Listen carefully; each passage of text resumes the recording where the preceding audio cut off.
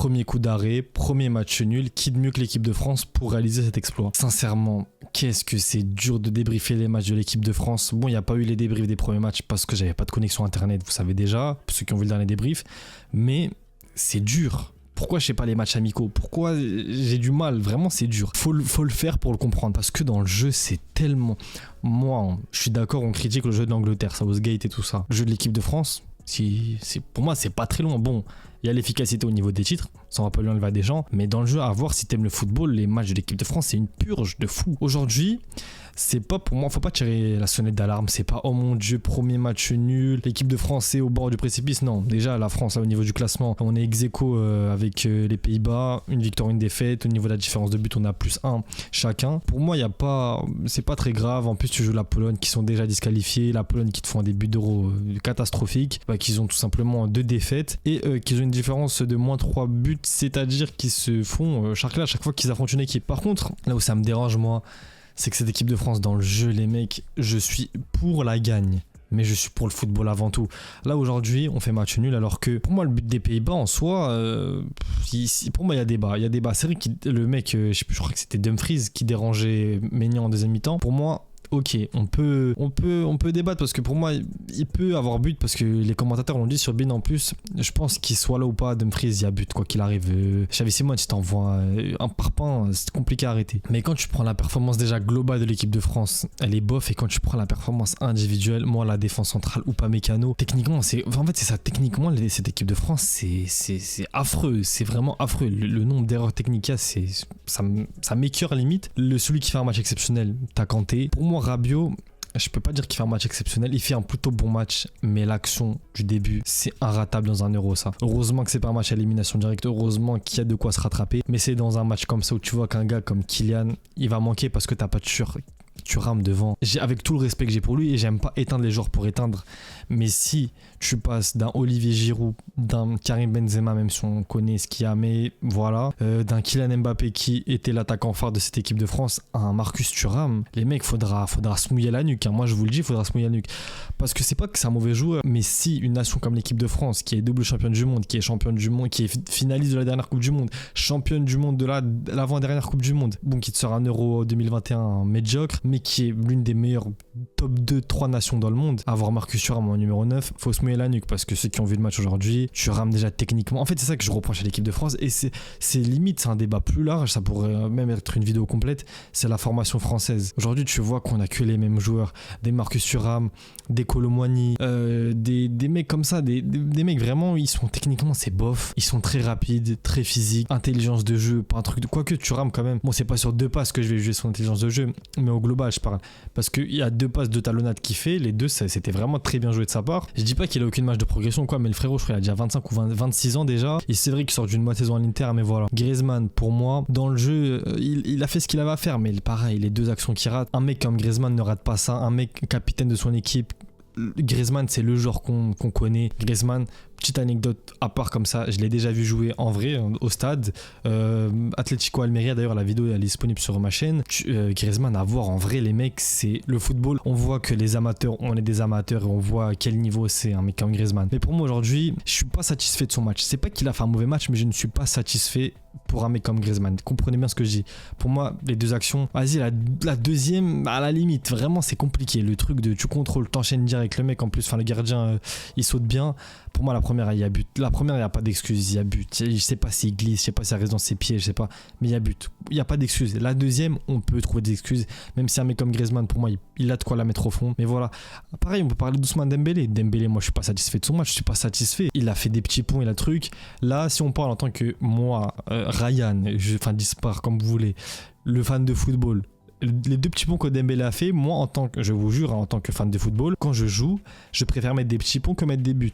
Mais là on parle d'une compétition internationale, on parle plutôt continentale, on parle d'une compétition où l'équipe de France est parmi les favoris, on parle d'un joueur qui devrait être l'un des cadres et en équipe, et en club et en équipe nationale, et pourtant Dembélé aujourd'hui, son match pour moi il est pas satisfaisant. Dembélé, j'ai juste envie de voir ses stats en tir, il a tenté 2 tirs, au niveau des XG il a 0,10 XG, mais je pense que 0,10 XG c'est l'équivalent peut-être d'une frappe du milieu de terrain et essayer de toucher les cages. Pour moi Dembélé, son match, ok, il a dribblé, il a déstabilisé, mais au final au final ça servait à rien parce que même ses centres ils ont pas toujours été justes. Je m'en souviens encore de, je crois, l'un des derniers centres avant qu'il sorte où il la met dans les bras du gardien directement. Pour moi, celui qui a clairement survolé le match aujourd'hui, c'est N'Golo Kanté. Le mec, il a quel âge? 33 piges, il joue à l'Etihad en Arabie Saoudite et il te montre que c'est encore le meilleur milieu de terrain de cette équipe-là. À la différence d'un Tchouaméni, j'ai pas aimé son match. Sincèrement, Tchouaméni, pareil, c'est un joueur que je kiffe, Tchouaméni. Mais aujourd'hui, en fait, son positionnement, j'ai pas compris. Des fois, il était limite sur la ligne des centraux. Je le trouvais beaucoup trop bas. On sait que Tchouaméni, c'est un mec il a une grosse frappe. Si t'as un mec comme N'Golo Kanté, pourquoi mettre un Tchouaméni aussi bas? Laisse Tchouaméni un peu plus haut. Kanté, tu sais que les ballons, il va les récupérer. Tu sais que le volume de jeu, il l'aura. Tu sais que Kanté, il sera partout. Donc Tchouaméni, fais-le monter d'un cran. Quoi qu'il arrive, t'as Koundé, lui je vais en parler après, parce que Koundé pareil, il faut se mouiller la nuque, hein. Mais Tchouaméni un peu plus haut, il a sa frappe, il est bon techniquement. Tchouaméni, c'est un mec qui, je peux pas dire qu'il te fait jouer une équipe, mais sur une passe laser, sur une petite passe piquée, il peut te faire une différence, un décalage ou quoi. Et par la frappe, d'ailleurs, on l'avait déjà vu en Coupe du Monde contre l'Angleterre, on l'avait avec le Real Madrid plusieurs fois. Tchouaméni, pour moi, c'est un mec qui doit jouer un cran plus haut, en tant que numéro 8, pour moi, c'est son poste. Mais aujourd'hui, il était des fois sur la ligne, justement, il compensait les montées de Théo Hernandez, mais pour moi, c'est pas ça que tu demandes à un Tchouaméni. Pour parler de Koundé, alors lui, pareil, il faut se mouiller la nuque, hein, parce que Koundé, les ressorties de balles, des fois, Koundé, techniquement, pareil, ça fait peur.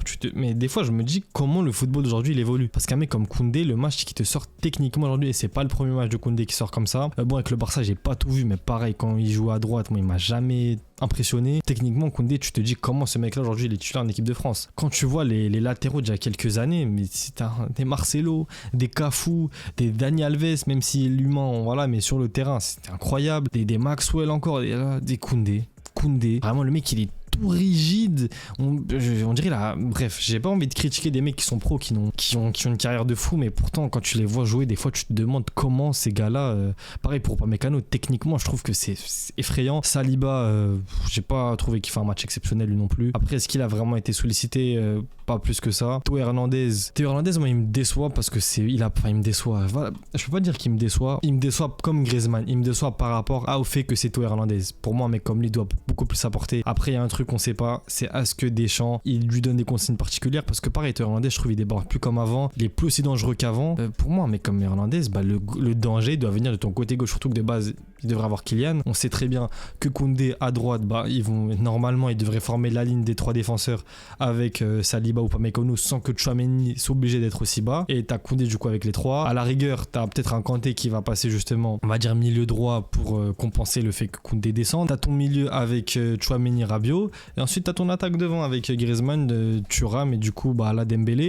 Et après, ils permutent entre eux, je sais pas, Thuram à gauche, Griezmann en 9 au 9, Dembélé à droite, et ça permute. Et c'est après le football, entre l'animation et le papier, c'est différent. Mais moi, c'est comme ça que j'aurais vu cette équipe de France jouer. Maintenant, c'est bien beau de dire ça depuis ma chaise, mais Deschamps, je pense qu'il en a rien à foutre. Et aujourd'hui, ça nous donne un match nul. Et en fait, c'est limite, je suis frustré parce qu'il y a du talent. Quoique, ça aussi, c'est un truc, je trouve, qu'il y a du talent en équipe de France. Mais la nouvelle génération, quand tu vois ce qu'ils sont en train de pondre les autres équipes, quand je vois la génération qui arrive de l'Allemagne, enfin la génération présente et qui arrive, c'est effrayant. La génération présente et qui arrive de l'équipe de France, regarde aujourd'hui, t'es en train de tes piliers, c'est N'Golo Kanté, 33 ans, qui joue en Arabie Saoudite, Antoine Griezmann, 33 ans, qui joue à Atlético, mais 33 ans quand même. Et après, il y a qui d'autre comme vrai cas? Rabiot, tu peux compter sur lui, 29 ans, Juve, mais pareil, c'est pas un mec de la nouvelle génération. Il y a qui d'autre sur le banc? Olivier Giroud, là c'est sa dernière, mais 37 piges quand même. Kylian Mbappé, lui, il arrive sur ses 26 ans, pareil, il est pas jeune, hein. Enfin il est pas vieux plutôt, mais c'est pas le Kylian qui a 18 ans quoi. Il y a des Bradley Barcola peut-être, pareil, Kolo Muani, 25 piges. Pour moi, là, la génération de l'équipe de France, il n'y a pas de renouvellement encore. Enfin, je sais pas comment bien m'exprimer. Mais t'as la génération qui est là actuellement, mais t'as pas de mecs jeunes comme un Yamal, comme un Nico Williams. T'as Barcola, Barcola, on va en parler. Barcola qui joue pas une minute depuis le début de l'Euro, c'est incompréhensible. Barcola n'a pas joué une seule minute. Barcola, il rentre pas dans un match comme ça. Tu me fais rentrer Coman, qui, je sais même pas ce qu'il devient au Bayern. Coman, je sais qu'il s'était fait une grosse blessure il y a pas longtemps. Là, au Bayern, je vais voir, c'est ça de cette saison. Au niveau de la saison, 27 matchs pour 5 buts avec le Bayern. 3 en Bundes et 2 en Champions League. Et je ne sais pas, je peux pas voir les passes D là sur FotMob. Mais Coman, propre, enfin entre un Barcola. On a tous vu les images de Barcola contre, bon, c'était les U19 de Paderborn ou U21 ou je ne sais quoi. Mais on s'en fout, avec pareil, on a vu en Ligue des Champions qu'il était présent. Comment Barcola ne joue pas une minute sur ce début d'Euro? C'est comme, je vous dis, la comparaison de Deschamps à Southgate. Pour moi, elle existe. Cole Palmer ne joue pas, Kobe Mainoo ne joue pas. Bon, Warren Zaïre-Emery qui ne joue pas, ça je comprends parce que vraiment, pour le coup, au milieu de terrain, il y a du monde. Kanté, Tchouaméni, Rabiot, tu peux parler de Kamavinga, tu peux parler du Youssouf Fofana, ouais, ou en soi, tu peux parler de lui à ce qu'il mérite après, voilà. Mais Zaïre-Emery, pareil, fin de saison compliquée côté Paris, ok, il y a des arguments. Bradley, il n'y a aucun argument. Je comprends pas pourquoi il joue pas. Maintenant, on verra bien ce que ça donne. Le prochain match de l'équipe de France, je vais vous dire ça tout de suite parce que j'ai pas la date, c'est le 25 juin, c'est dans 4 jours. C'est donc jeudi, je crois, jeudi ou vendredi. À voir ce que ça va donner. Moi, je dis encore une fois, c'est pas. Pour moi, on va passer. C'est pas une alarme rouge, enfin, alerte rouge, tout ça, je sais pas quoi. Mais pareil, je trouve que c'est compliqué parce que, en fait, le truc le plus dur, c'est les occasions. Les occasions, on les a eues. Maintenant, l'efficacité, on l'a pas. Et à la différence de l'Espagne, comme j'ai parlé hier pendant mon débrief, l'Espagne a eu des occasions. Mais il y a eu un problème dans l'équation, c'était Donnarumma. Aujourd'hui, la défense des Pays-Bas n'était pas non plus incroyable. Les Pays-Bas tout court n'ont pas été plus impressionnants que ça.